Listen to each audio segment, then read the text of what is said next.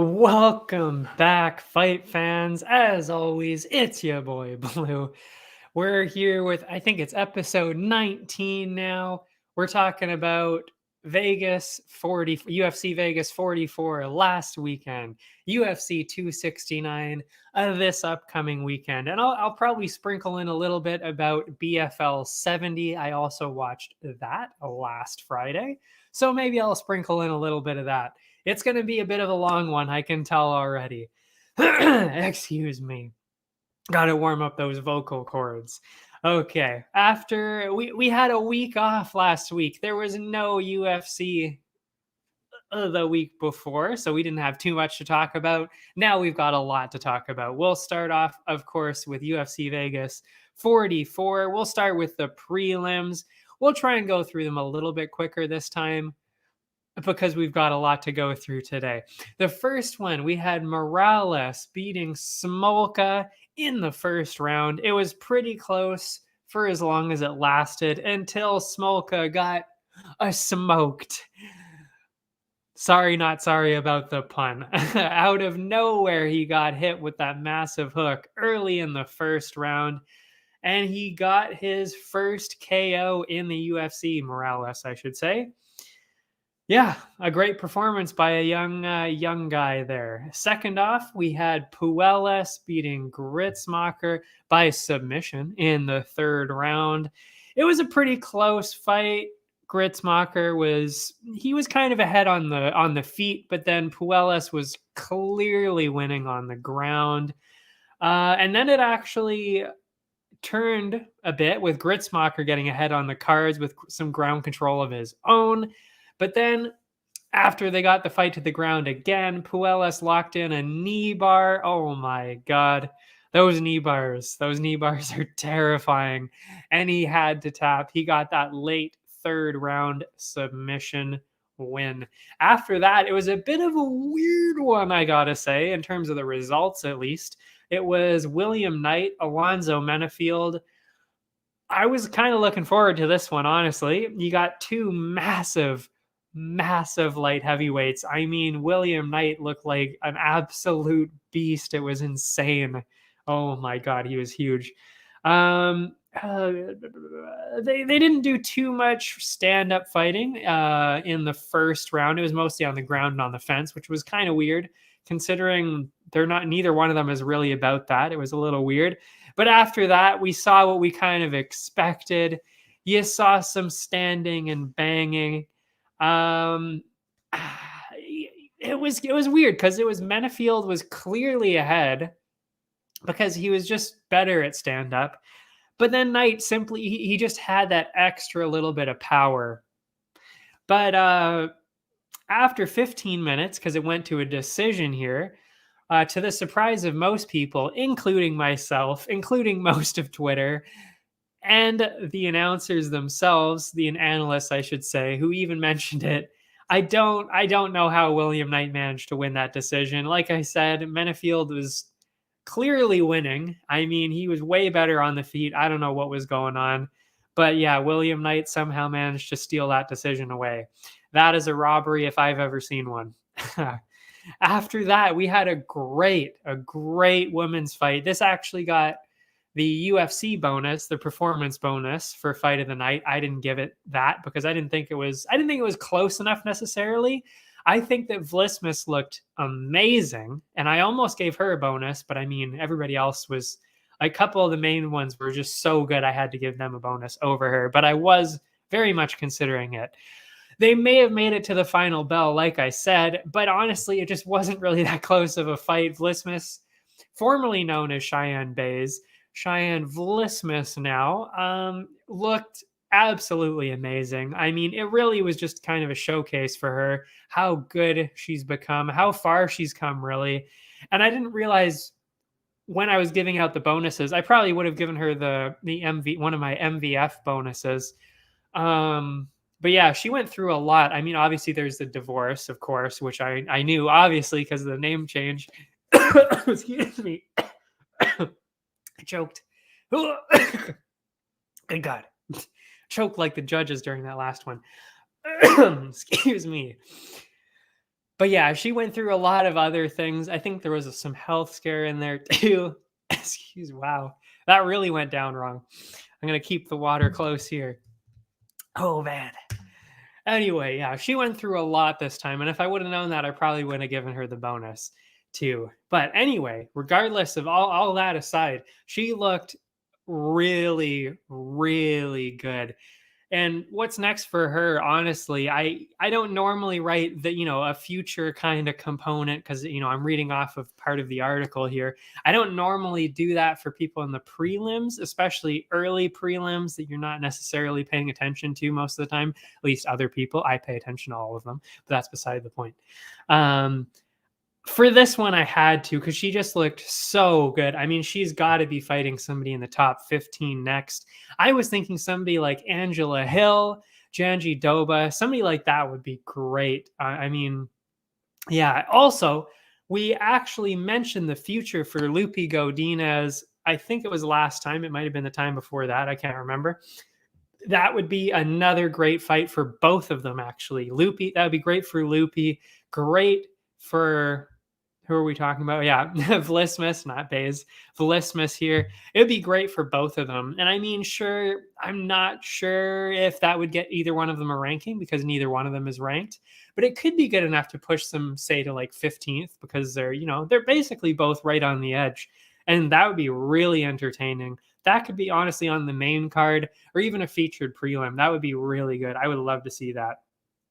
But great things for both of them coming up. I'm sure of it. I'm sure both of them look so good. After that, we had Brian Barbarena and Darion Weeks. This one was dead even the whole time. Both of them set a crazy pace. Weeks sprinkled in some takedowns here and there, but he couldn't really do anything with them. So, the judges could have really gone either way with this, but they ended up giving it to Barbarena. After that, we had, how many prelims are there left? There's 2 left, I think. And they were both ones that I had specifically mentioned to watch because I knew that they were going to be good. Little did I know that the next one was going to go so completely one-sided. Well, I mean, after a little bit anyway. We had my first one to watch, Zhalgas Magulov and Manell Kopp. I picked this one because both of them are on the very edge of being in the rankings. Their record was completely identical. They had 2 decision losses followed by a first round finish win. So, I mean, they really couldn't be too much closer. Kopp came in slightly younger, a slight reach advantage. But yeah, I was going with Zhalgas on this because I just thought he was more well-rounded. And I still actually stand by that. I really do, even though he lost spectacularly. But anyway, I was going with him by decision probably because you got the lighter guys in there. And yeah, I didn't see a finish coming. But you know what? If you weren't awake before this fight, you definitely were after it, or even honestly during the first minute of it. It was crazy. Every moment of this fight was absolutely insane. I loved it. And you know what? I was definitely onto something because Zhalgas really seemed to be ahead for most of it, for just the slightest bit, because he was more well-rounded and he was actually tagging Manell Kopp pretty good, actually, even though Kopp is definitely more known for his stand-up. But you know what? With those quick guys, anything can happen, and that's exactly what happened here.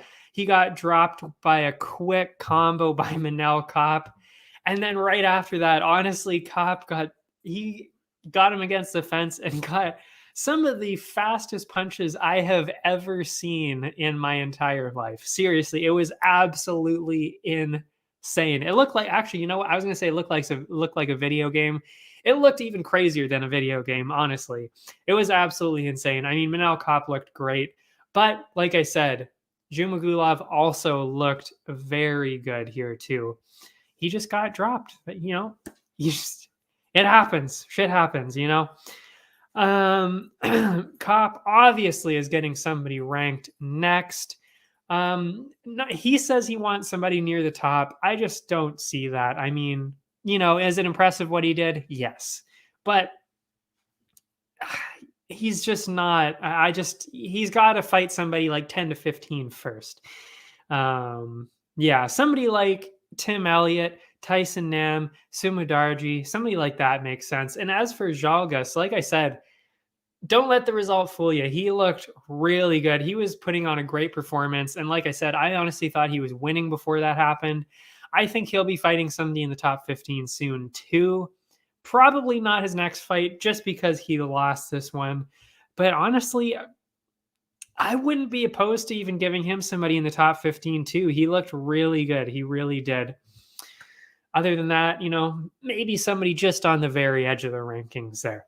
After that one, we had the featured prelim, the other one that I had mentioned, Maki Pitolo, Dushko Todorovic. And I mentioned this one, of course, not just because it seemed exciting, but because they were also on a losing streak. So really, whoever lost this fight is probably getting cut. I mean, it sucks because they both look so promising. They both look really good, really. I mean, I've seen all of their fights in the UFC for both of them.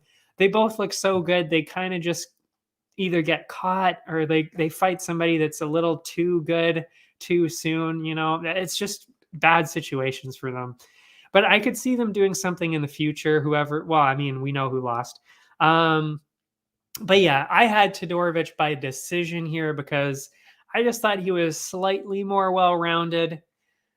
And we did kind of see that here. Pitolo started pressuring right away with some great stand-up. I kind of saw that coming, like I said, because I knew that Pitolo was more of the striker. But I thought, as I mentioned last week, that Todorovic would probably control him along the fence first. And that's how he would kind of get the win by decision there. But he did not get a decision. In fact, he ended up getting that TKO in the first round. He got on top like I said he would. He got him down to the ground, got on top, and he just really used his position to get a great dominant position. I think it was the full mount. I can't remember. And he just landed a lot of massive ground and pound, and that was it. So, yeah, I mean, that's kind of what I thought. I thought it was going to go towards the decision or even the third round because those Hawaiians are super tough. But hey, when you get in that position, I mean, Pitolo probably was fine to keep fighting, but when the ref sees somebody, the ground and pound, they can't do much about it. You got to call off the fight. That's just how it is. After that, the main card, we had Alex Morono, Mickey Gall. I don't want to say that I saw this as kind of one-sided, but I did think that Morono just had a lot kind of going in his direction. He's been on by far the better looking stretch here. He got the first round TKO over Cowboy earlier this year, and recently actually he got the decision over Zawada.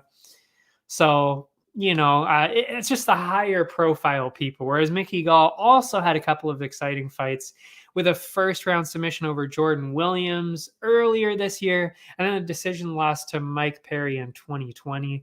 So it just kind of seemed like it was going in Morono's direction. Plus, he just seemed way more well-rounded going into it. And also I went towards the decision because Gall doesn't normally get finished. And Morono isn't really much of a finisher either. I mean, he's good, but he's not a huge finisher compared to some other people just because they're that good in the UFC. And he actually mentioned that in his post-fight interview too. He wants to get finishes, but they're so tough in the UFC that he just can't do it. But he can get a great decision win, and that is exactly what he did. It was pretty close.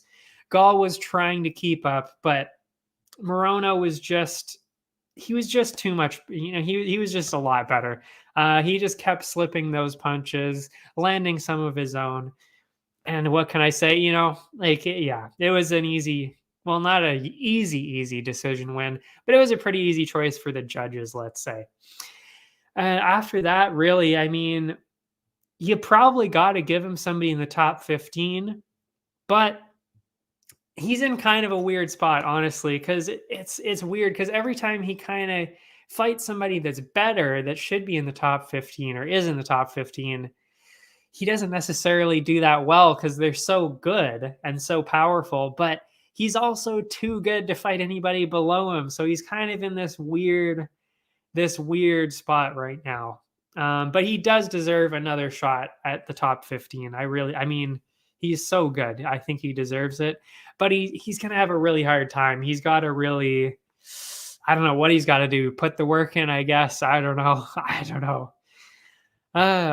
The next one was Brendan Allen and Chris Curtis. And oh my God, what a surprise again.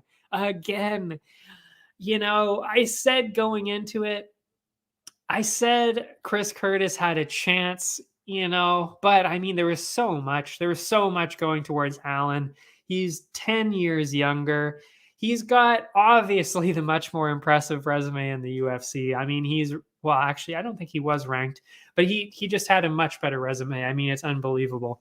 I thought it was going to go to a decision because of how tough both of them were, really. But I thought Allen would use that wrestling to kind of control Curtis, you know, stay away from the power because he has obvious power. He knocked out Phil Haas in the first round last time. So, yeah. But so that's who I went with. I went with Allen, but you know, it could have gone either way in the first round, with both of them showing some pretty good skills on the feet. But the second round, though, I mean, Curtis landed some wild body shots. He clipped Curtis out, or he clipped, my goodness, I'm mixing up the names now. He clipped Allen, swarmed him, and he ended up getting the win. And that's how you got to do it. You got to be ruthless. As soon as you see that you clip somebody pretty bad and they don't know what's necessarily going on, you jump in there. Get not too reckless, though, but, you know, you go in there, get the ref to stop the fight, and that's it. And that's what he did. Good for him. I don't know what else to say. I didn't see it coming. And I feel bad because funny enough, he's actually pretty much one of the only UFC fighters I've ever talked to over Instagram. I feel bad because I kind of didn't pick him going into this. I did say he had a chance, though. I'm not saying he had no chance whatsoever, but I was a little surprised, you know, because Allen looked so good. But anyway, he proved me wrong. Congrats, man. And after these last two, I mean, you can't deny Curtis. Obviously, he's earned a spot against somebody in the top 15. I mean, you can't do that to Brendan Allen and Phil Haas and not get somebody in the top 15. I mean, Phil Haas, honestly, himself should be in the top 15, if not on the edge of it. Allen should be in the top 15. So, I mean, you know, you gotta give him somebody there. Somebody like Shabazian, I said, Weidman or Imavov would make the most sense.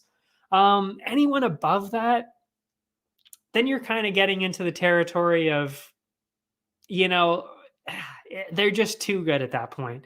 Like, you can kind of surprise or overwhelm somebody like maybe Shabazian, maybe Weidman, maybe Imavov. But when you get up to Holland, Gastelum, Hall, they're just way too careful, too smart, too well-rounded to kind of get caught like that. Because that's really what he's done, is he's kind of caught these last two off guard, taken advantage of it, and just won the fight that way. But you can't really do that with people in like the top 10. That's just not happening. So yeah, but you know what? Hey, I mean, he's surprised us the last couple times. Maybe he could fight somebody like Gastelum. I don't know. We'll see. I'm interested. I'm really intrigued to see what they're going to do with him and how he's going to do fighting somebody that's either ranked or really anybody at this point, because now they're going to see it coming, really. Oh, after that one, oh my God. This was no, this wasn't my fight of the night, but it was very close. I was teetering here. I was thinking of giving this the bonus for that, but honestly, I gave Clay Guida 2 bonuses. I was thinking of giving him a third. I mean, it was just absolutely insane. He could have gotten all the bonuses, really. I was going with Clay Guida on this. I don't know why people were counting him out. I put money on it. I told you to put money on it. And I hope that you did. Because, yeah, I mean, look, I'm not going to lie. He had me in the first round there. I was scared. I was like, oh shit, we lost. We lost big. The first round was absolute insanity.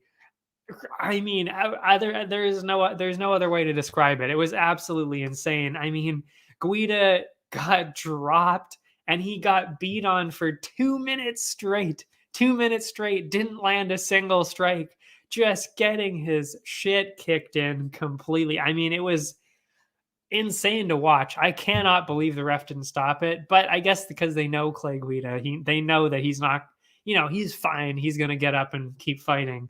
But still, I mean, that was absolutely nuts. And you know what? If they would have stopped the fight, nobody would have said anything.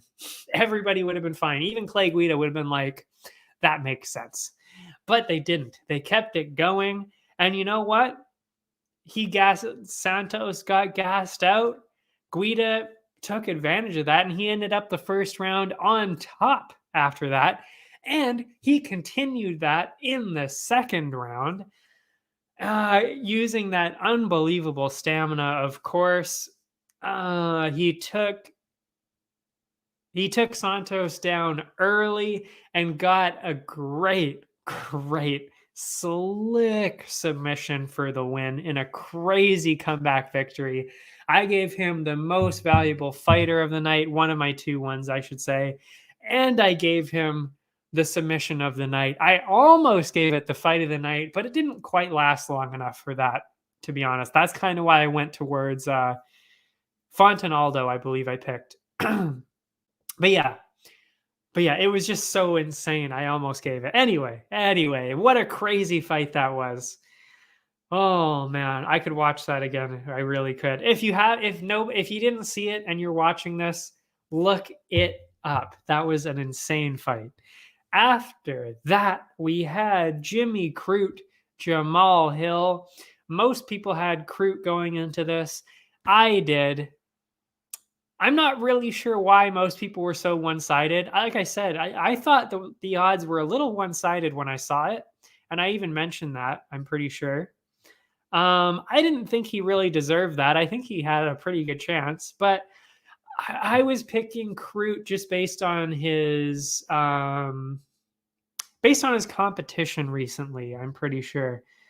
Yeah, he's fought the more skilled fighters. And when you got 2 people that are that closely ranked, that matters quite a bit.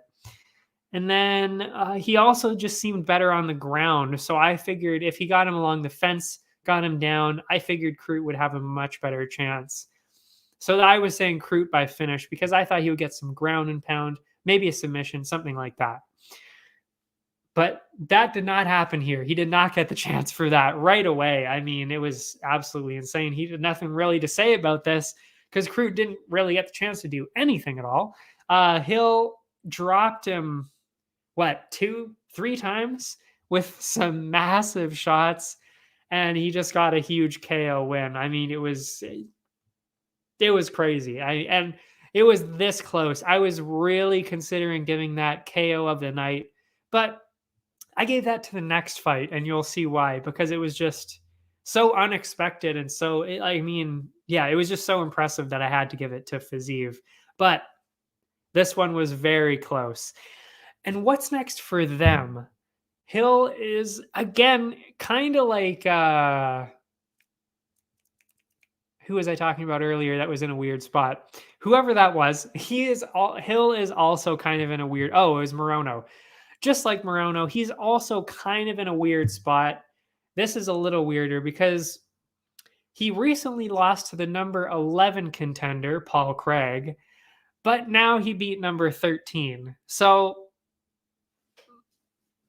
there's kind of nowhere to go because he could skip above Paul Craig, but that seems kind of weird because he lost to number 11. And does he really deserve to fight somebody below that? I don't know, because then he just dominated Cruz in the first round. Like, not even the first, it was like literally a minute in. So, what do you do with that? What do you do?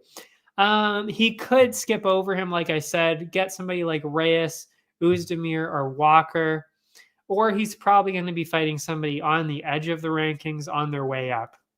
I'm not sure. I don't know what the UFC is going to do with that one. It's a really weird spot to be in. So then we had the co-main. Oh my God, we knew this was going to be great. Fiziev, Riddell. Fiziev was ranked 14th. Riddell is up in 12th. I mean, this is pretty much as close as it can get. They're close in age, close in reach. They had the same record going into it, 10-1. I mean, like, how do you split it here? I went with Riddell just because he was with the city kickboxing team with Izzy, Kai Kara France. I mean, it's just an insane gym. So I kind of went with that. Yeah, and you know what? It was really close. It was just as close as we thought it was going to be. Both of them really, I mean, they both really brought it. They both landed some big shots. And you know what? I was actually getting ready to give this my fight of the night because it was so good. And after the fight, I was like, this, I don't know. I mean, Aldo, he's always got the chance to make fight of the night. But I was like, I don't know. That's going to be tough to beat. So I was even getting ready to make the graphic for that one. But it was a close second. But yeah, it was just an absolutely insane fight. What else did I have here? Oh yeah. And I ended up giving this the KO of the night because I mean, yes, we saw a wheel kick KO just last month with with Barnett. Man, that was insane. But you don't normally actually see wheel kick KOs. So it's crazy to see one. And Fiziev got it, I mean, obviously Riddell is no slouch here. So the fact that he landed a wheel kick KO in the third round like that, I mean, after that fight too, after those first two rounds, that was insane. So I had to give him the KO of the night for that. As for the future, honestly, both of these guys should be in the top 10. They could easily find themselves there very soon. After that, Fiziev obviously easily earned himself a top contender. Hooker would be insane. That would be that's lined up to be a blue bonus for sure.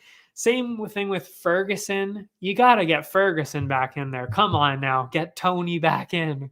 Then you got even RDA. We haven't seen RDA in a long time. Get him back in there. All of those would be insane. And you know what? For Riddell, I mean, he fought so good that he could easily be fighting somebody like that too. He could fight Hooker. He could fight Gillespie, Ferreira, I'm pretty sure you pronounce it. Anybody like that. I mean, yeah, both of these guys have got something exciting lined up, I'm sure. They're both just so good. They're both so exciting. We knew it was going to be like that. It was maybe even better than I expected it was going to be, or that most of us expected it was going to be. The main event. Now we're at the main event here. You got Rob Font, Jose Aldo. Why Aldo? I'm thinking Holloway for some reason. Why Aldo was an underdog in this? I have no fucking idea. I even said it last week. I was like, this is crazy. This is crazy. Throw some money on Aldo. I did again. I hope you guys did too. It's the same thing with Guida. Why? It's just crazy, absolutely insane. I had it Aldo by decision because he's just so fast. He's so powerful. Like, he's got the kicks. He's got everything. I mean, he's just so good. And I just cannot believe that he was the underdog going into this. Because what really has Rob Font done recently? He beat Cody Garbrandt, which is good, because we're going to see Cody Garbrandt, and we're going to talk about him later after this. But, it's Jose Aldo, and he's just tearing people apart in this division. It's insane to watch. So I couldn't believe that he was the underdog. I hope you guys put money on that because I made a decent amount of money off that one. Anyway, so I had Jose Aldo by decision. And this is exactly the crazy fight that we were expecting. Font used his extra reach to kind of pick him apart early, I would say, with his jab, because if you know anything about boxing and if you know anything about Font, he's got that really, really good jab. And especially when you've got that extra reach on Aldo too, you gotta, yeah. Well, he's got an extra reach over most people in that division.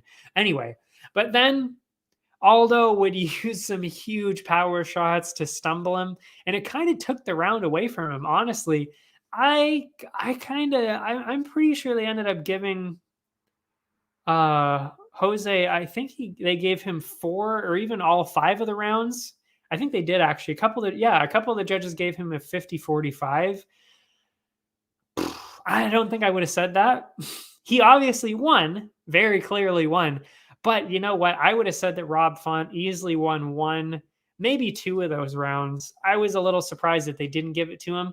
But like I said, it really came down to that power, because even though Font was kind of picking him apart a little bit, Aldo would just land a huge one and he'd be like, oh, shit.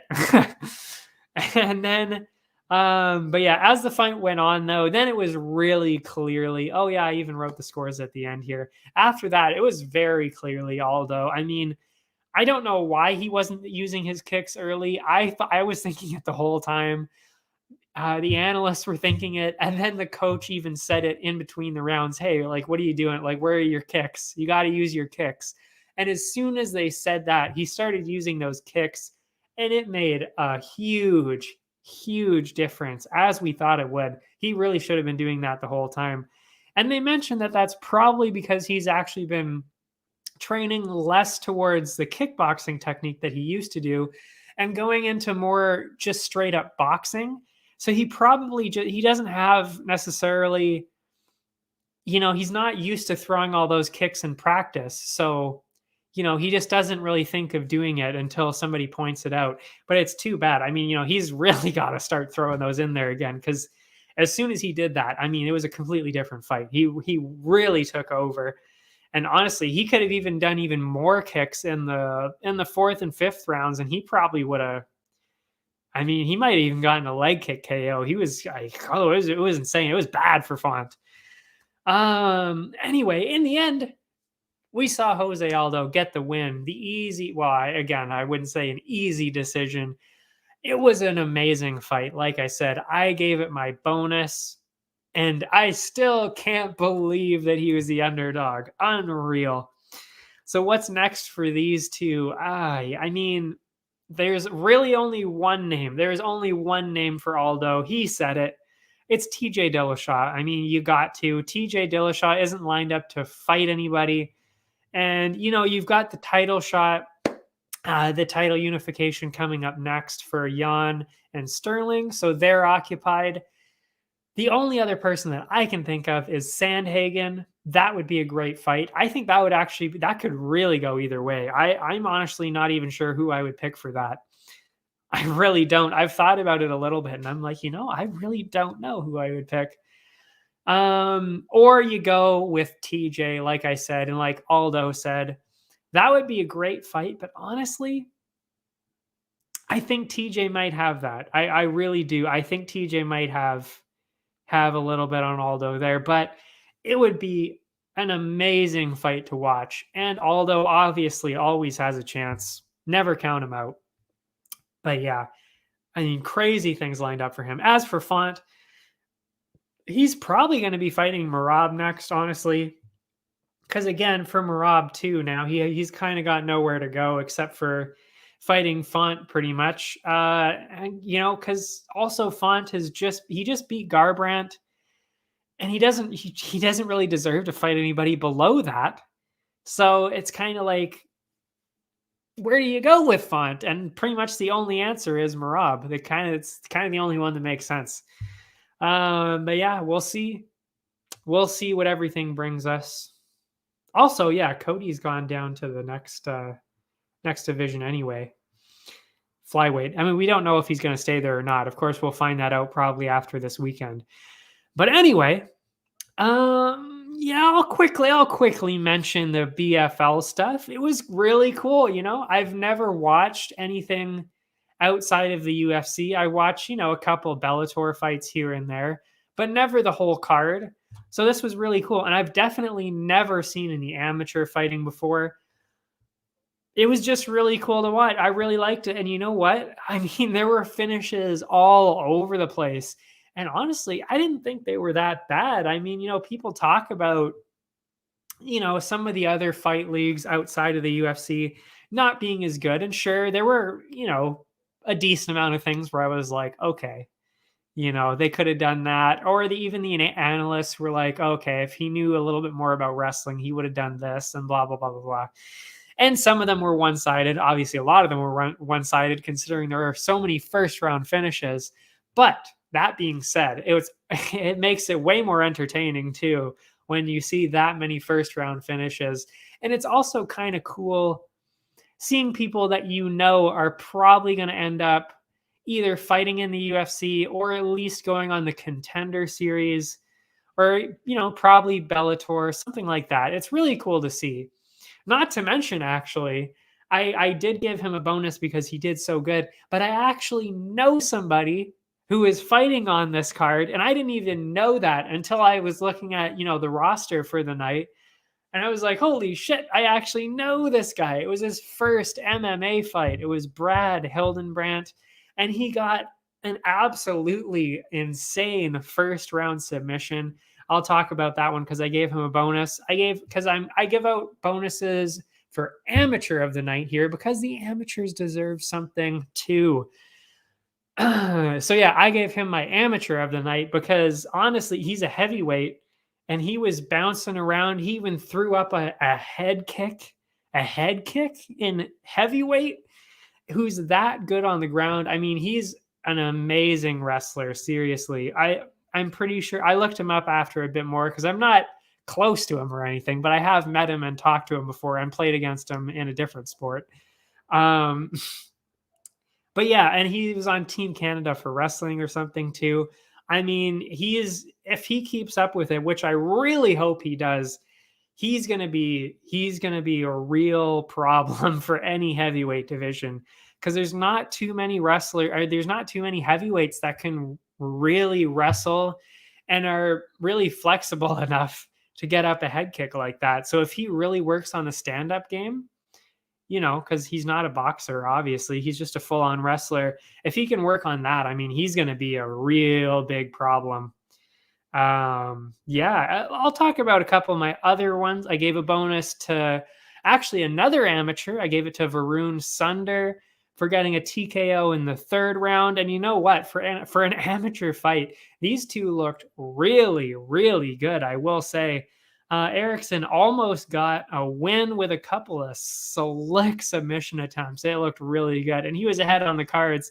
But then it didn't matter because Sunder got up off the ground, landed a huge knee to the body. You don't usually see body shot KOs like that. And that one was bad. He kneed him right there, right on the liver, folded him completely. He actually didn't get up for a couple minutes. Even after the decision, he was still like, oh shit. So yeah, I gave him the bonus for the KO of the night. I also gave out an MVF here for Dylan Schellenberg because he was actually going in 0-2. I mean, that's one thing about watching these other leagues is you see some pretty bad records. 0-2 isn't terrible. That just means, they had a rough start and they're fairly new. That's nothing. But he came in there 0-2 against a more experienced guy. And I mean, he landed a couple big shots, but he sunk in a guillotine. Almost got it the first time. Instead, he got it the second time. And yeah, he got a first round submission win. I mean, that's amazing. With an 0-2 record. Good for him. The next one I'll say, I didn't give a bonus to anybody here, but I just thought it was insane to watch or to even hear about this because this guy had a record. Chester Post has a record of 8-26. That is 8 wins, 26 losses. And it was 27 after this one. Unreal, unbelievable. But you know what? You gotta admire that he keeps going back in there. He said he does it so the up and comers have somebody to fight, and you gotta admire that. I mean, even if you know it's probably not gonna go your way, especially after that many, to go in there and still fight. I mean, props to you for doing that. Not a good one here though. He got finished. I don't know, what was that, 10, 15 seconds? To be fair, he was complaining a little bit because it got stopped early. I honestly think it might have been stopped a little bit early too. But I mean, what can you say? What can you say? Another bonus that I gave out. This was for most valuable fighter. I gave out 2 of those, and the fight of the night. I gave it. No, actually, no. What was it here? Yes, the brawl of the night goes to Austin Russell, who I gave the bonus to, and then of course Jericho Platten, who was the other half of the good fight. It was one of the most bizarre displays of reffing I've ever seen. It was seriously just so weird. It was really back and forth. Platten came in, as he always does apparently, with some absolute bombs. Almost got the first round finish. I mean, it was insane. Like, that guy is absolutely nuts. And then the second round was pretty back and forth. I thought Russell was winning there, but then that's when it all went absolutely insane. Everything just went out the window. Platten and Russell were on the ground.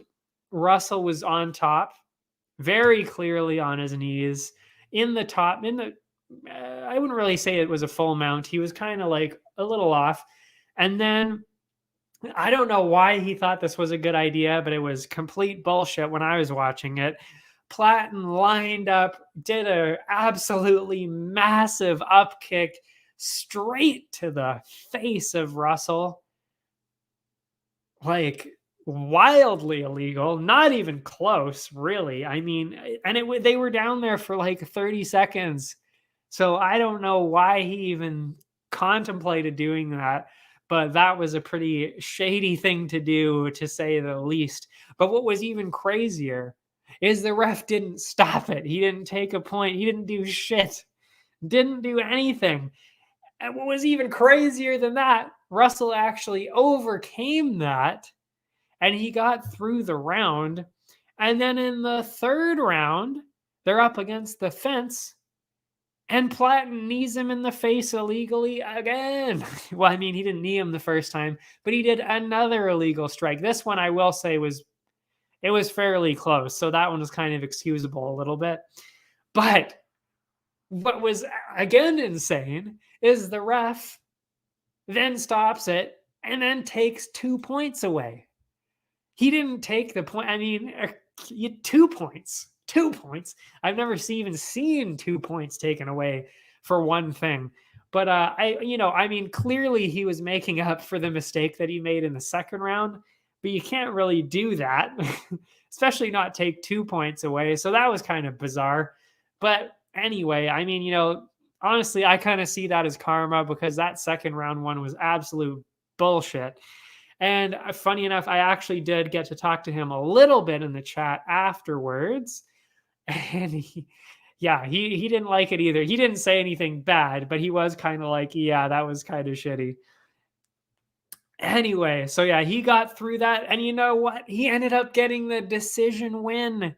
Russell got the decision win after getting up kicked to the face in easily the worst up kick I've ever seen. It was absolutely insane. I mean, I don't know if there's a clip of that anywhere, but seriously, that was absolutely fucking crazy. And the fact that he got over that, that's why I gave him the most valuable fighter, one of my most valuable fighter bonuses. And it was just a great fight. So there was 2 bonuses there. Yeah, so we talked a lot about these last two things. We haven't even talked about 269, but we'll get to that after the break. I hope we won't be too long here. I mean, geez, we're already 45 minutes in. We're probably going to be another half hour because this is quite the card. Anyway, we'll be back right after this.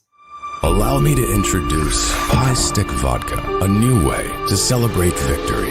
Gather around the glass with an award-winning, ultra-premium Canadian-made vodka. You probably won't listen when I say High Stick Vodka has a smooth, hard-hitting taste, or that it's developed in the birthplace of hockey. You won't listen when I say High Stick Vodka is a tribute to the game of hockey, or when I tell you it's distilled 4 times using Canada's purest mountain spring water to provide an authentic, remarkable flavor. But maybe you will listen when I say it comes in a f***ing hockey stick. Showcase your passion for hockey with our limited edition hand-blown hockey stick bottle. Whether you're celebrating victory or drinking to defeat, High Stick Vodka is better after every shot. Visit us at highstickvodka.com. It also comes in this regular bottle. Celebrate victory. Drink responsibly.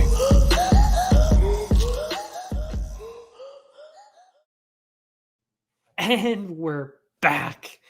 So now we got to talk about 269, of course. I mean, what a banger of a card. I mean, this is going to be, there's so many good fights lined up on this card. It is absolutely insane. This reminds me actually of 267 on Fight Island. This looks very similar to that card. I mean, it's just crazy fights all across the board. And it opens up with the one that I'm the most excited about, the return of the Sugar Show. Of course. Oh my God. My favorite UFC fighter, Sean O'Malley. Going into this, of course, he is 14-1. But if you ask him, he's mentally undefeated. And honestly, as I've said every single time that we've talked about him, I believe it too, because that loss, if you even want to call it that, is complete garbage. Because he beat himself. He snapped his own ankle by taking a wrong step. Cheeto didn't do anything to warrant that at all. He just slipped and took a bad step and lost himself the fight. So anyway, you've got him back. And on the other side, what have we got here? Oh, I should really say what else Sugar has done. The last two ones, I mean, well, first, he's got his 2 first-round finishes, and then he's got a 3rd-round finish against Almeida that actually was going to be a first-round finish, but then he started showboating, and then he didn't get the KO in the first round because the ref didn't stop the fight. You got to finish the fight before you showboat, Sean. And I think he learned it there. He learned from his mistake. He's not doing that again.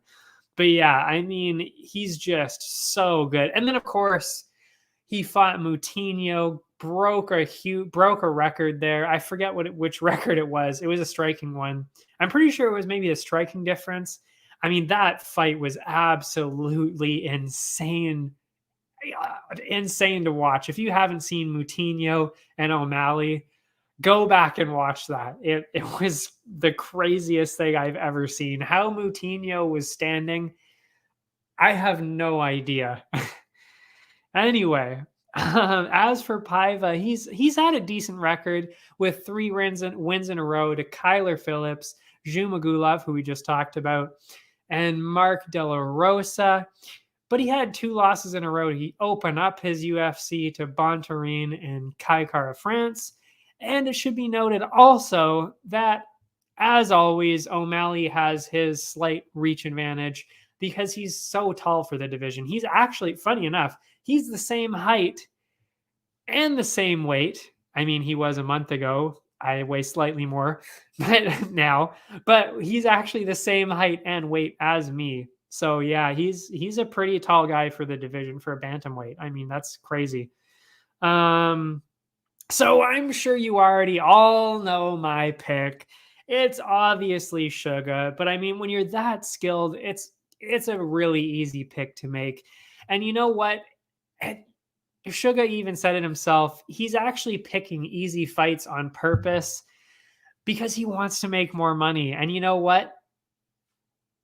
You play the game. That's what you get for playing the game like that. He's playing the game. He's playing it perfectly. He's on the main card and I wouldn't, he's not guaranteed to win, but I would say there's a 90-95% chance that he is going to get a win, and fairly easily too. So, I mean, and he's doing it for the money because the UFC isn't paying him to fight somebody that's better. They're paying him to fight anybody. So why wouldn't you fight somebody that you're going to beat?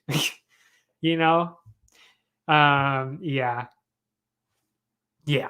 So yeah, he's obviously going to win this one, I'm sure. And until he's fighting somebody that's ranked, you should be picking O'Malley as in any bet. You should be picking O'Malley here easily as the anchor of your parlay every single time. He's going to be on my parlay here for sure. So is Amanda Nunes. I mean, we'll talk about that later, but I mean, really. So yeah, you've got two pretty much guaranteed wins there. As part of a parlay, put literally anything, throw it in there as a parlay. It'll make the odds better. I mean, really. Anyway, so yeah, I'm going O'Malley by the finish. I think it's a pretty slam dunk KO on this one. I'm going to bet on a finish here too. Oh yeah, of course we'll talk about the odds. My goodness, what am I doing here? On Bet99, of course, where are my banners? There we go. If you go over here, you can get up to $600 on the instant match bonus. Back to the odds. On Bet99, the odds are plus 240 for Paiva, minus 313 for O'Malley. Yeah. I would actually say that it should be a little bit more one-sided than that, but I guess, to say that Paiva is that huge of an underdog, really, I guess that's saying a lot already. So that's an obvious one for a parlay here. Perfect for a parlay. And they've got the over-under on this is actually kind of interesting to me. They've got over 2.5 at plus 100. The under 2.5 is minus 128. And that is fascinating to me because O'Malley has basically only gotten first-round KOs, like I said. And I mean, he absolutely smashed Moutinho. So, I mean, I wouldn't even... I don't think Paiva can stand up to what Moutinho did. I don't think anybody can, really. That was insane. And like I said, the fight before that with, now I forget his name, Almeida, that was really a first-round KO too, pretty much. So to say that this is going to be, you're basically betting that it's going to be around 2.5 rounds, I would take the under on this, minus 129. Those are pretty good odds considering what he's been doing. I think that's pretty solid. I'm so excited for that one. I really am. I cannot wait. And after that, they've got another great fight. Kai Kara-France, Cody Garbrandt. Oh my God.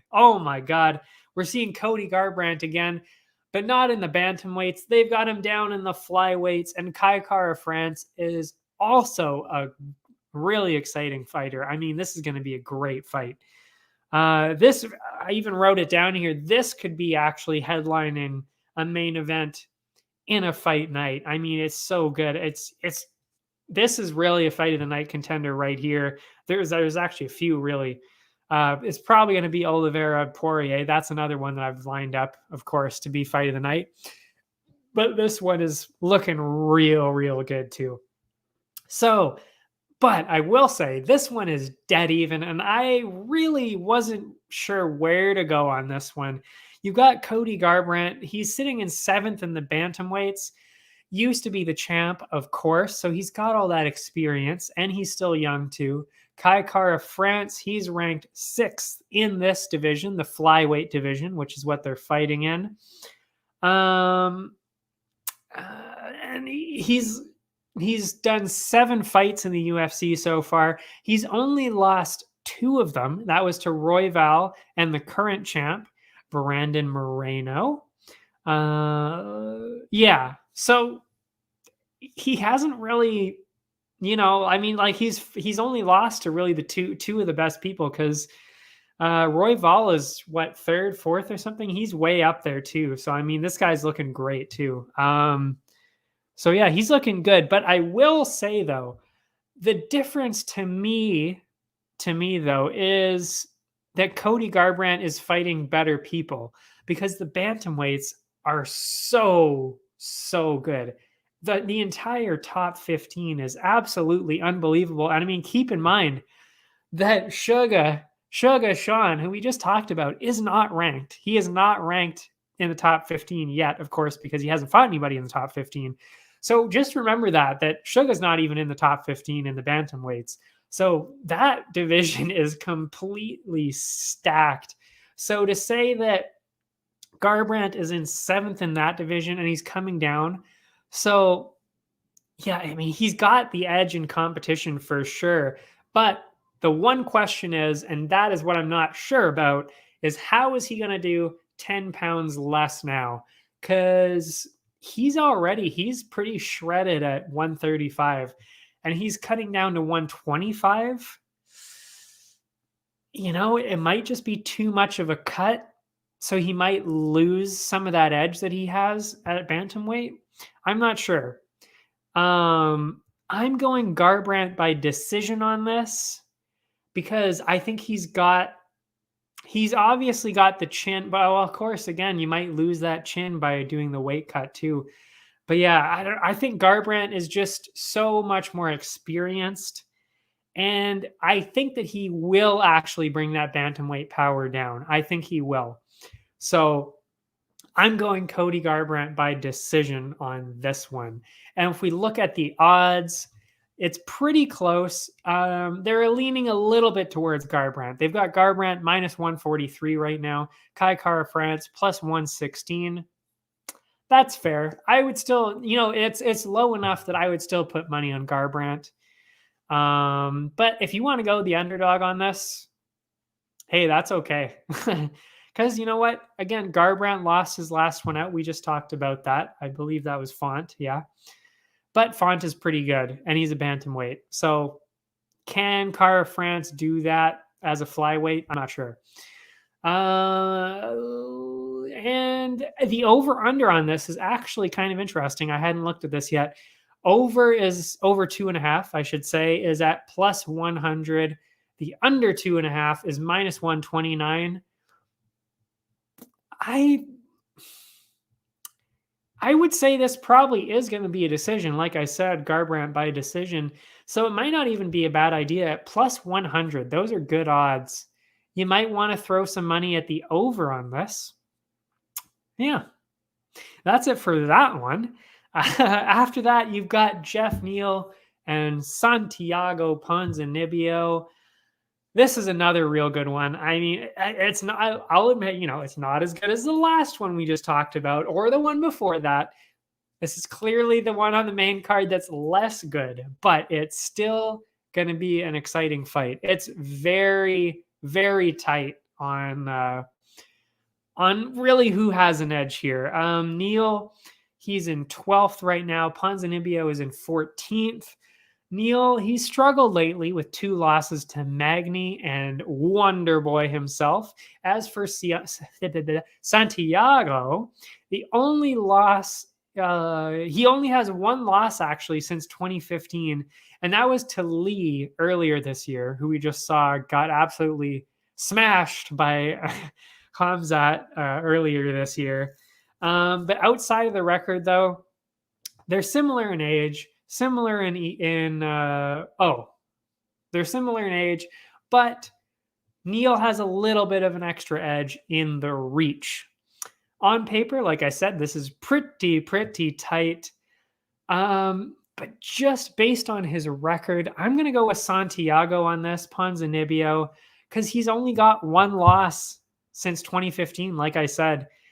And he's definitely the more experienced fighter here. So since it's close, I'm going with a decision.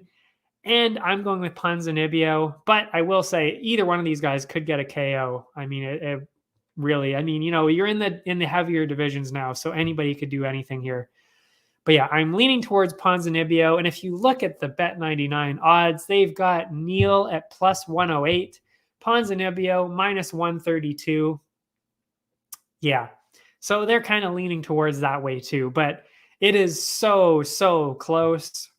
So if you want to go Neal, bet up, put a little bit on the underdog here. That makes sense. That is okay. It's close enough that you could do that for sure. I'm going with Ponzinibbio though. The over-under though, very interesting, and I feel like you might want to take advantage of this now before they take it away. They've got the over-under at 1.5 rounds right now, which is fascinating. They've got over 1.5 at minus 160. So you can kind of tell that they're probably going to shift that over to 2.5 soon, because it's kind of getting to the point where they're probably losing money on that. And the under 1.5 is plus 125. So yeah, I mean, as it stands, even though it's at minus 160 for a 1.5 round with these two guys, since they're so close, I would definitely throw some money on that. There's really a lot of good looking bets here tonight that you can throw some money at. After that, you've got the co-main event, the first belt of the night. You've got Amanda Nunes, Juliana Pena. Do I really even have to say too much about this? I mean, you've on the one side, you've got the GOAT, Amanda Nunes, defended both of her titles now, the double champ. I mean, what can you say about this? I mean, yeah, she hasn't lost since 2014, and she's not losing this week. I can tell you that. What was I going to say? Oh, and then Pena, she comes in with 2 losses in her last 4. One of those was to Valentina, though, so that's fair. And the other one was to Durandamy, who is also very good. But again, that actually kind of just tells you there's a huge power advantage too. So not only, I mean, is Nunes obviously going to be way more skilled, she definitely brings a lot of extra power into this, because Pena, like I said, fought Valentina, which is the one in the division down, and Amanda Nunes regularly fights at featherweight. So you're talking about really a 20-pound difference. So, I mean, like, you're not talking about a hugely close, like, ooh, you got a big bantamweight who can kind of threaten Nunes, which is kind of what people were saying about the Australian one. I forget her name now, but the one that lost last time, the Australian one, that's kind of what they were saying about her, is that she's got the extra height over Nunes. She's a true bantamweight, which means she cuts down.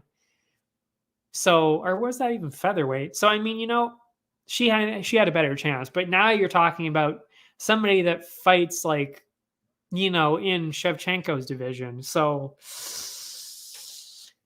yeah. But really, the question here is how Nunes is going to win, because we know she's going to win, and the odds are going to reflect that later.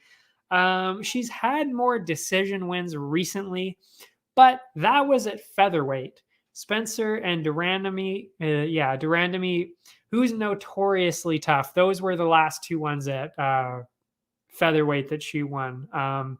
So those are the decisions. So, I mean, that kind of makes sense, because she's not getting finishes against the much bigger ones. Like I said, Pena, not in the same size category at all as Spencer and Durandamy.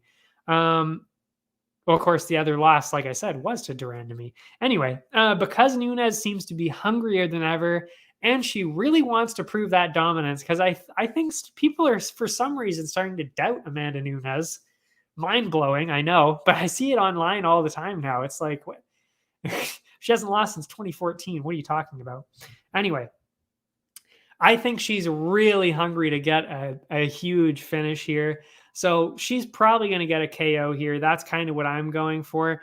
But she also might get her to the ground, get some ground and pound, get that kind of KO, maybe even get a sub here. honestly, this could go any way, any which way for that.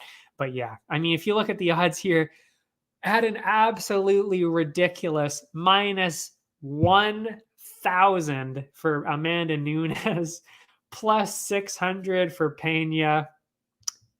Yeah, I mean, this is an obvious way to just throw in a parlay. Throw Amanda Nunes into literally every single bet that you have tonight just to get those odds down a little bit. But what I find interesting though is actually the over under on this. The over is at 1.5 rounds right now. 1.5 rounds in a championship 5-round fight.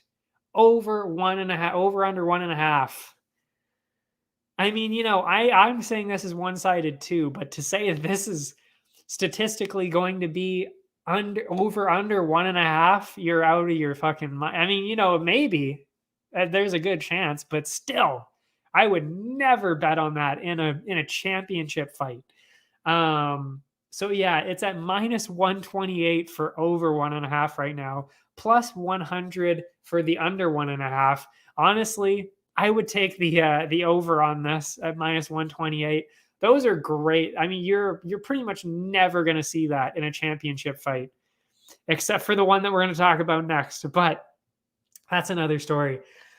That is a great one to pick. Over 1.5 rounds at minus 128.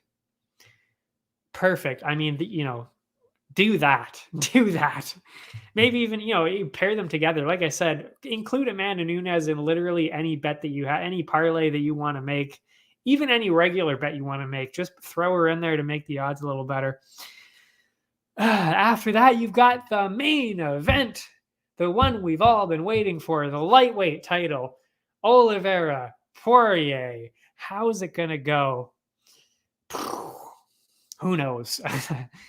I mean, you've got, let's see, what do we got here? You've got the champ, Oliveira, of course. You've got the number one contender, Poirier, of course.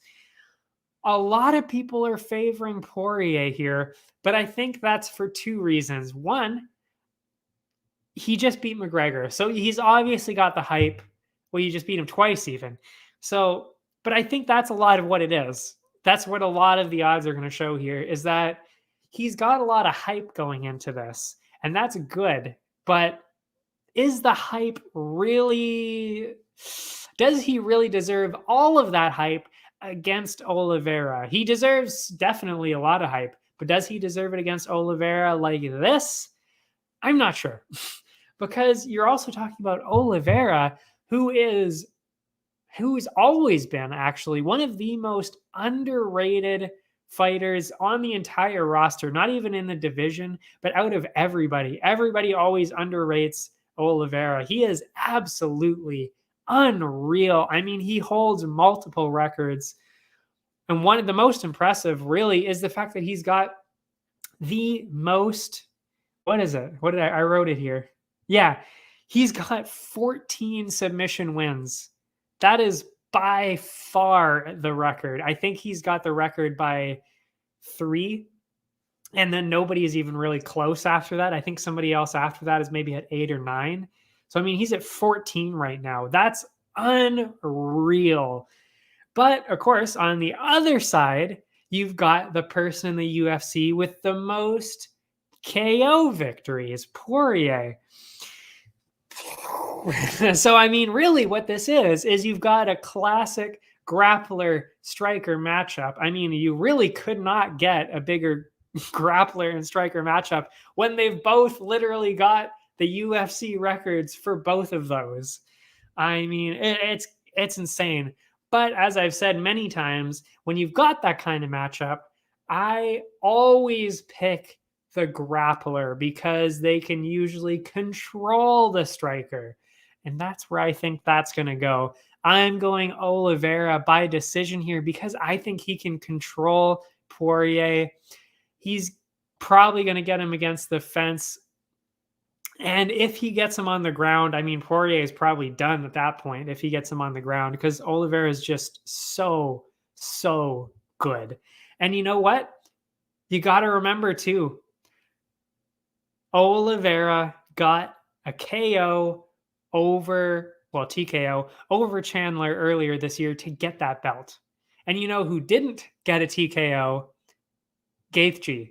So, I mean, I'm not saying Oliveira is more powerful than Gaethje, but you got to think one of them got a KO over Michael Chandler and the other one didn't.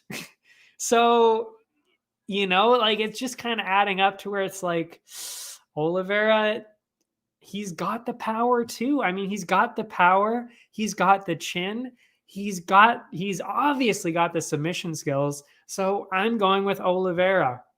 And if you go to the odds, it's mostly based on that hype. They've got Poirier minus 167 and Oliveira at plus 136.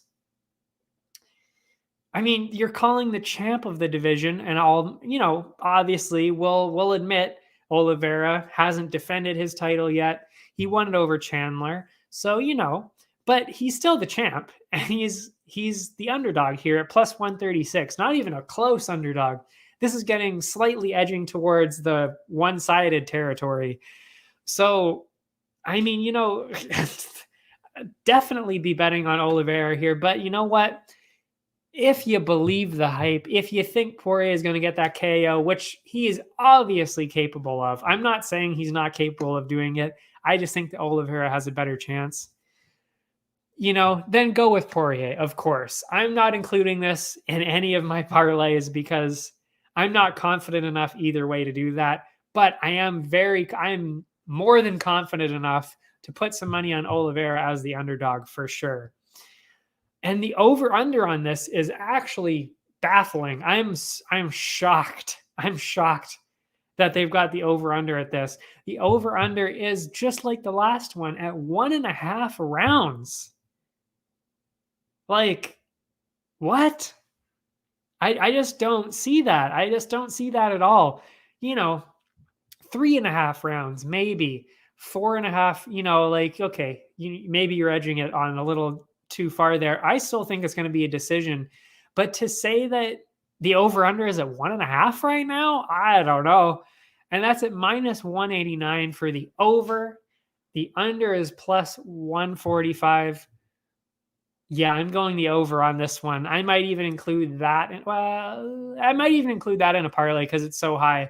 But yeah, that is easily something to sprinkle a little bit of change at. Because, yeah, over 1.5 in a championship fight in the lightweight division, I mean,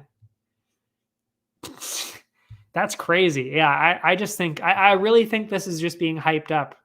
I don't know. That's really how I see this. And before we go, we've got a few prelims that I want to talk about. I know we're going so long on this one. But actually, remember, folks, we've only got a couple of shows left before we take a break for a few weeks because the UFC is taking a month-long break. So, hey, we'll get our content in now. So the first prelim I want to talk about is Randy Costa, Tony Kelly. Most people don't, the casuals for sure don't know either one of these people, but they should. True MMA fans know how good both of these are and both of these guys are, and that this is going to be an insane fight. It really is. Costa is a finisher. Is it Costa or Costa? I think it's Costa. Costa is a finisher with all 6 of his wins, all 6 of them being in the first round by KO. He may have lost his last one, but that was to Adrian Yanez, who we just saw.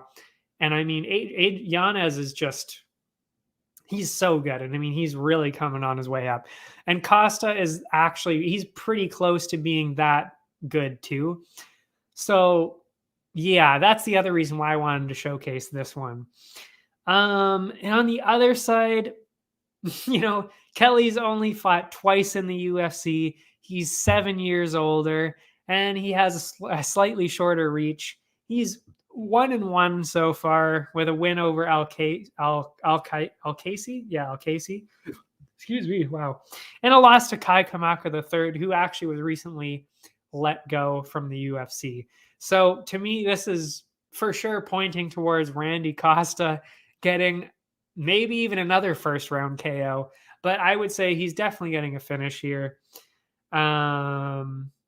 Yeah, I do think though that he's probably going to get through the first round, because I did write here, Kelly has never been finished. I do think that Costa is going to be the first person to finish him, but I don't think that's going to be in the first round. I think that's probably going to be in the second, somewhere around there. And for the odds on this one, a little bit closer than I would have thought. Costa is at minus 186. Kelly's at plus 150. That's a great opportunity to bet on some Costa action right there. Minus 186. Yes, please. And in the over-under, they know the over-under is at 1.5 rounds. The over is minus 134. The under is at plus 105. You might actually want to throw some money at the under 1.5, a plus 105, because like I said, all of Costa's wins have been in the first round. He's got unbelievable power, and it's kind of a little bit of a mismatch here. So you might see it. I still think it's probably going to the second round at least, but still, he could get it in the first half of the second. That is still under 1.5. So I would probably put some money on the under there. Underwear? Wow, that was silly. After that, the next one I want to talk about, Augusto Sakai, Tai Tuivasa. Oh man, is this going to be a good one? Oh, the big boys. And this is dead even. And it's going to be like that in the odds too. This is one of the most exciting ones of the night. I mean, you've got two heavyweights. They're very similar. They even actually kind of look the same, actually, which is kind of funny. Sakai is 11th. Tuivasa isn't ranked yet, but honestly, I think he kind of should be. But whatever. But he's definitely on the very edge. He's either like 16th, 17th, somewhere right there. He is so close. Sakai has lost his last two to Rosenstrike and Overeem. But before that, he hadn't lost in the UFC. So he's really been pretty good, because, I mean, Rosenstrike and Overeem, they're pretty good. Don't know if you've heard, but they're pretty good.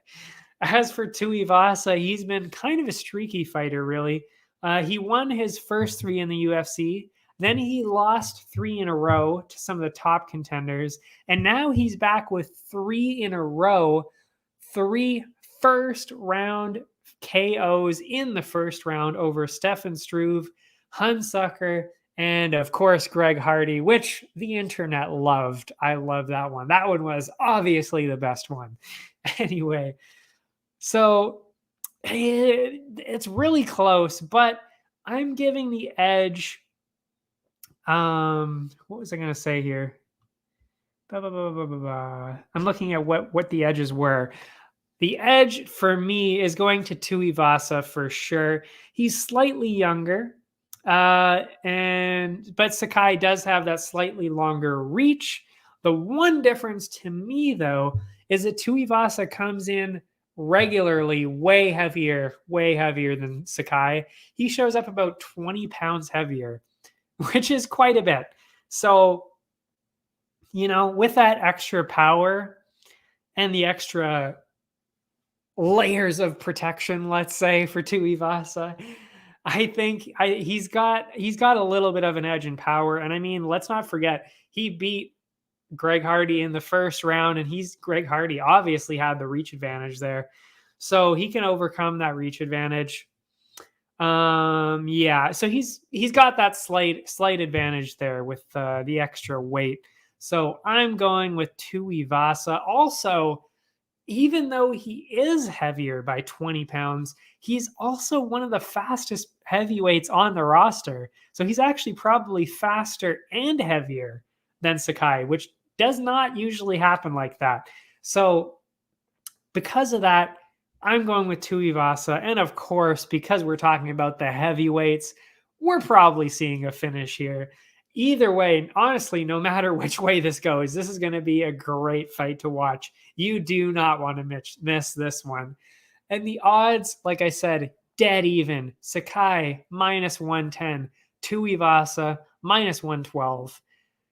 I'm going with Tuivasa, so I'm obviously going to be throwing some money at Tuivasa on this one. The over-under on this kind of makes sense. Over-under 1.5 rounds. There's a lot of 1.5 rounders on the betting today. This makes a lot more sense, though, compared to the other ones, because it's two heavyweights who get a lot of KOs, especially since Tuivasa has gotten 3 first-round KOs in a row now. You've got over at -140, under +110. You might even want to go with the under on this because they're so good. They're so powerful. But I don't know. It does seem a little close. I don't know. I don't know with this one. I don't know. Because it kind of does make sense, 1.5 rounds with this one. I'm going to say maybe the under, just because, like I said, Tuivasa's got the first round KOs. You're talking about heavyweights again, too. But yeah, that is going to be one to watch. I've got 2 more that I want to talk about. You got Pedro Munoz, Dominic Cruz. You got to talk about Dominic Cruz whenever he's fighting. An absolute veteran, an absolute legend of the octagon. You got to watch him when he fights. And just like the heavyweights that we just talked about, this again is completely dead even. Munoz is ranked 8th. Cruz is ranked 10th. Munoz just lost to Aldo a few months ago. Before that, he had a win over Rivera and losses to Edgar and Sterling.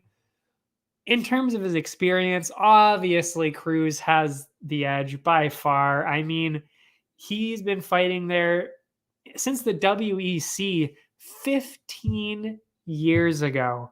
He did have a bit of a layoff in 2017 to 2019, but then he came back in 2020 against Triple C himself, Henry Cejudo. Stopped a little early there, but we won't talk about that. And after that, he got a win against the up-and-coming contender, Casey Kenny. So even though Dominic Cruz is getting on the other side of his career here, he still looks amazing.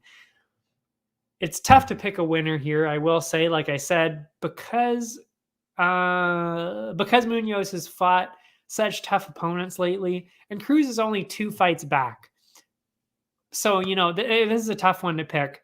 I will say, though, I don't see either one of these guys getting a finish. So I would definitely bet on the decision here for sure. But after some thought, I'm siding with the veteran Dominic Cruz because he's just got he's well known for this too. He's always on the move, and it's really awkward movement too. There's a lot of weird stance changes, movement, and all that. It's really weird to watch, actually. If you pay attention to footwork at all, very strange and very interesting. And it's well known to throw people off because it's that bizarre. Anyway, so yeah, I'm going with him. And also, we should mention that they're also very close in age, and Cruz does have a slight reach advantage. So there's just that little bit going in the Cruz direction. So I'm going Cruz by decision. And if you go towards the odds, it is exactly what I said. It is completely dead even. Well, almost. -116 for Munoz, -107 for Cruz.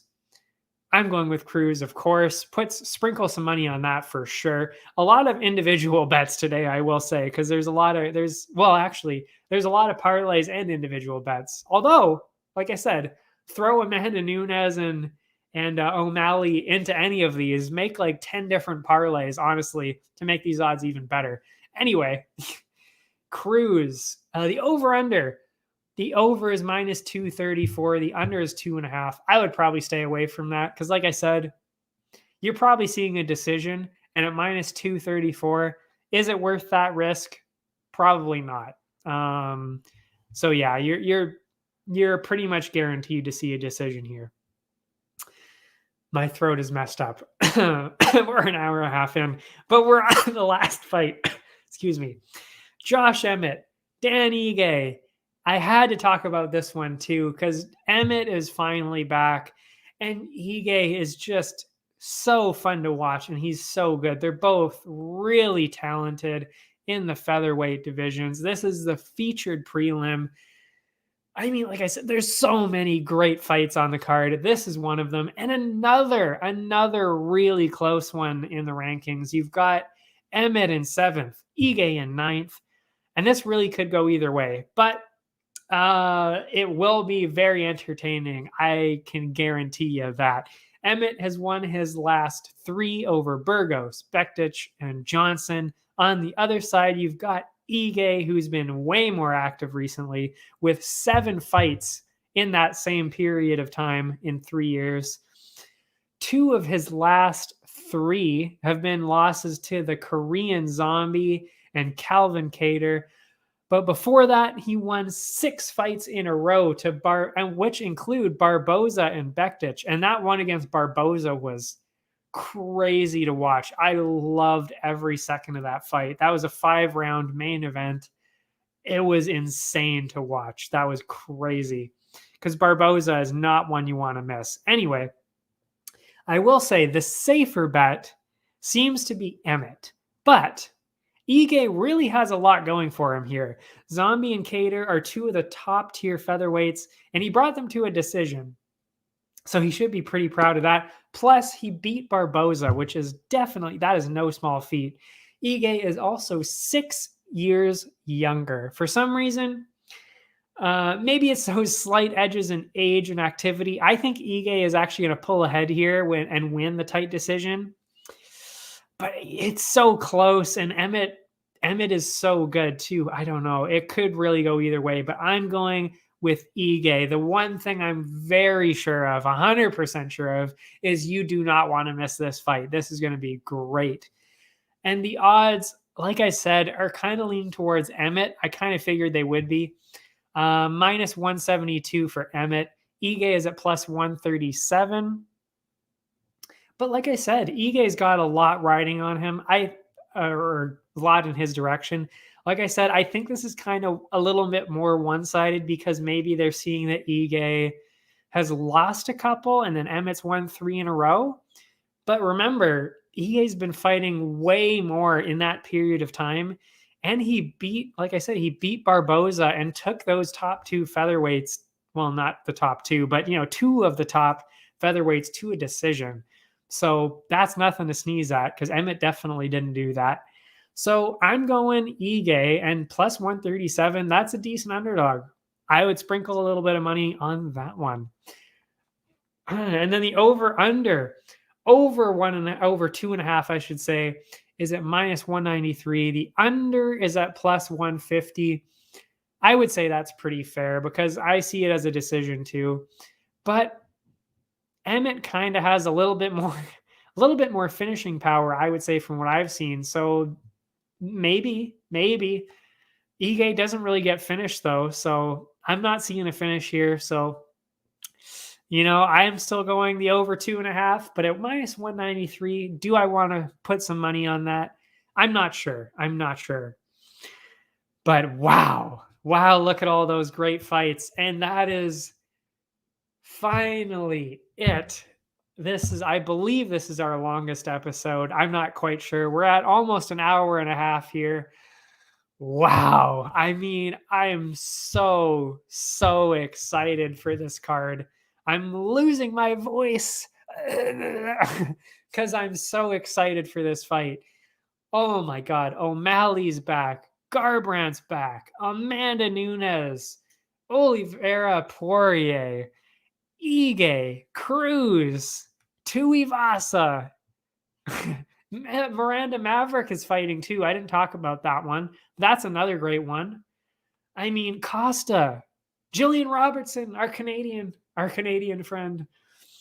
There's just so many. There's so many. I'll stop talking now. I mean, what am I doing here? Making it even longer. But I'm just so excited. Anyway, if you want to see Well, actually, yeah, we'll talk about the socials first. My Instagram, Twitter, everything is below in the description.